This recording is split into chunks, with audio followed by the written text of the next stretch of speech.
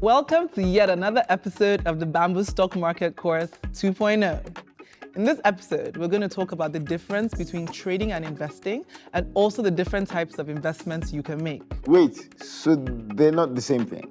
Trading, investment, what's the difference?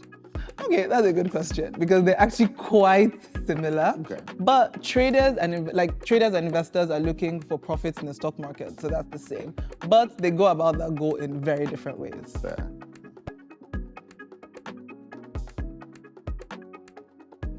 So the main difference between trading and investing is that traders jump in and out of stocks very quickly, in minutes, in days, in hours. So they have a very short-term look on the market. They try to make their profits very, very quickly. Investors, on the other hand, have a long-term outlook. So they're thinking in terms of years, and they hold their stocks through market volatilities and various things going on. Their focus is also very different.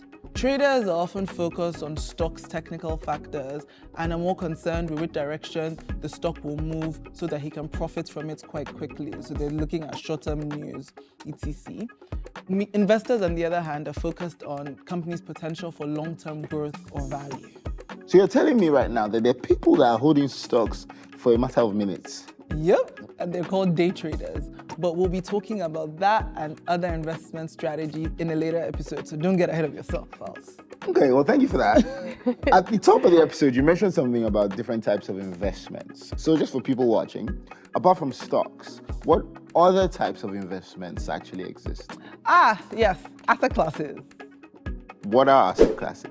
Well, an asset class is a type of investment.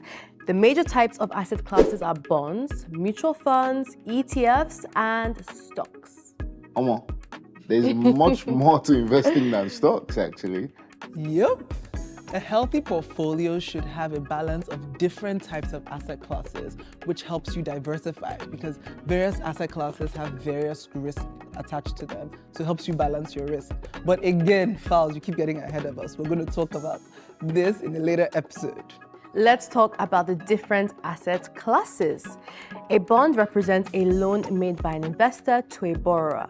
You're basically borrowing either a corporation or a government agency's money, and you're getting it back with a little bit more.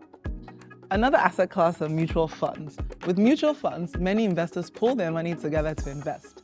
They're managed by portfolio managers who decide how to distribute the pooled funds to make the best possible returns. We also have exchange-traded funds. I'm guessing that's what ETFs are. Yes, we spoke about it in our Instagram Live. Yes, and they're actually quite similar to mutual funds. But they trade on the stock market like a stock. Another unique thing is that they are designed to track stock markets, industries, and commodities. That means that their share price mirrors the share price on the market, industry, and commodity that they track. Yeah, so for example, think about a gold ETF. The share price of a gold ETF will track the price of gold. So if the price of gold goes up, the share price of the gold ETF will go up. But if the price of gold goes down, the share price of the gold ETF will also go down. And also stocks that are known as equities. Or shares? Yep. See, I'm learning. Absolutely.